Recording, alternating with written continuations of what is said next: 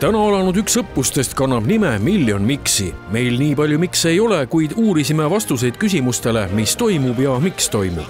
Seekord on siis fookuses eriti Kaitseliidu ehk siis Naiskodukaitse evakuatsioonirühmade ja pääste koostöö, et harjutamegi koostööd ja evakuatsiooni siis antud juhul stsenaariumi järgi Narvalt ja Sillamäelt kogunemiskohtadesse. Kas ja kui vajalik selline asi on?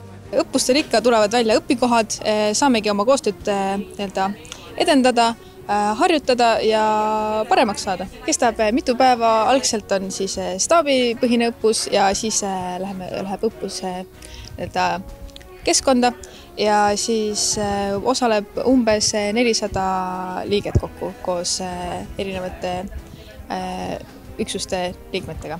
Kas nii-öelda tavainimesi ka see õppus veidikene mõjutab? Otseselt ei mõjuta, et lihtsalt ongi rohkem liikumist ja rohkem näha naiskodukaitseid, kaitseliitlasi ja päästet tänavapildist tõenäoliselt. Paralleelselt õppusega Miljon miksi harjutavad 28. aprillist kuni 2. maini Virumaal ühisõppusel Kilp, rändekriisis tegutsemist Politsei- ja Piirivalveamet, Idaprefektuur, Kaitsevägi ja Kaitseliit. No tegemist on ikkagi päris mahuka õppusega, mille käigus siis pannakse lausa piir kinni. Piir pannakse kinni niimoodi mänguliselt, mitte päriselt, aga jaa, on küll väga suure mahuga õppus. Kas ja kui palju siis mehi sellel osaleb, on teada ka? Kaitseliidu poole pealt ütleme niimoodi, et seal suurusjärgus kuskil 500 pluss inimest. Ja kestab siis praegu see Kilbi osa kestab täpselt 2. maini.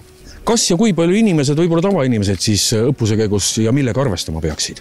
Toimub õppus, igal pool on sõdureid näha ja vahepeal mõnes kohas vastavalt teadetele, nii nagu riigimeedias on ilmunud, võib olla ka mingisuguseid kontrollpunkte või selliseid asju, kus siis on ajutiselt tegevus nagu raskendatud, aga midagi olulist piirangut ei ole inimestel. Teadupoolest on kohe algamas ka siil, et kas Kilp läheb siis sujuvalt nii-öelda siiliks edasi?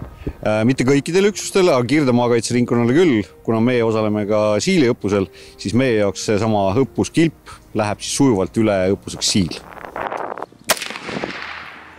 Täna algas suur õppus, et kui formeerimisteade tuli, et kuivõrd hea meelega alati tullakse metsa? Ikka ma arvan pigem hea meelega viimasel ajal, sest eelmine õppus alles oli ja nüüd on need inimesed, kellega me eelmine kord kokku saime või ühed rühmad olime, on nüüd meil tuttavamad, nüüd me oleme nagu saanud sõpradeks, et ikka on hea neid näha, et muul ajal neid ei näe väga.